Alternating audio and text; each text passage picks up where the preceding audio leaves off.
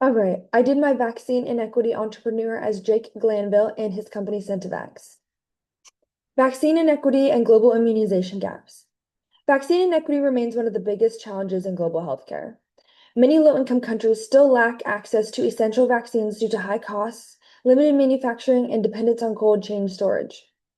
This leads to preventable illnesses and death from diseases like influenza and COVID-19. My focuses on Jake Glanville and Centivax. Their mission directly addresses this challenge by developing universal vaccines that are affordable, stable, and capable of protecting against multiple strains, making them a potential game changer for vaccine equity worldwide. Here's some background on the company and Jake. Jake Glanville is an immunologist and entrepreneur. He's widely recognized for his appearance on Netflix's Pandemic. He founded Centivax in 2019 with a very bold vision: to end pandemics for all time. His motivation came from observing weaknesses in the current vaccine system, which is very reactive and leaves billions vulnerable during outbreaks.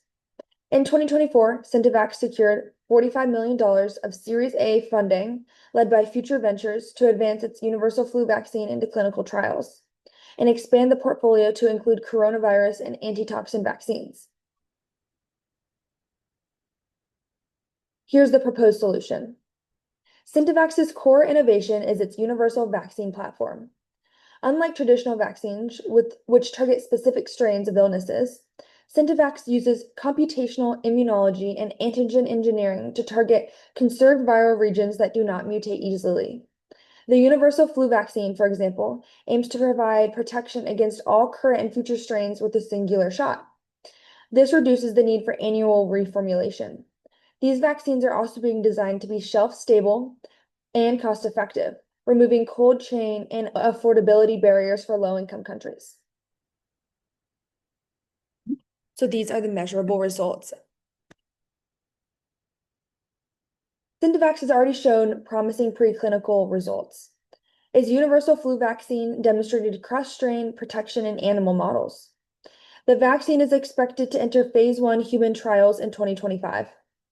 The company raised $45 million, as I mentioned, in the Series A funding to accelerate the trials and expand to other vaccines, including the coronavirus and antivenoms.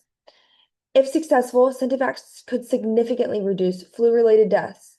That's currently sitting at about 650,000 annually worldwide, and also strengthen pandemic preparedness for future outbreaks. Strengths and weaknesses of the solution. Centivax's approach has several strengths. It's highly innovative, aiming for universal coverage to eliminate strain-specific vulnerabilities.